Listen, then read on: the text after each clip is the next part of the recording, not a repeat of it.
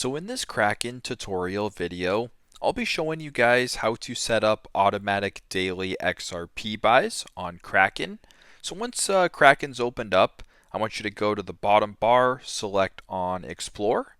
At the top on the search bar, type in XRP, and then select XRP, and then go to the bottom right and press Buy.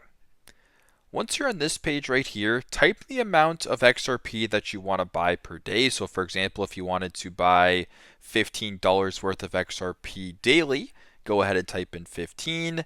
Then where it says one time right below, select on that, make sure that daily is selected, and then go to the bottom and select confirm. Then press on the purple arrow to bring you to the next page. On this page, you can review the transaction so you can see the amount of XRP, the Kraken fee, the total, the frequency. In this case, it says daily, so this would indicate that you have daily buys selected.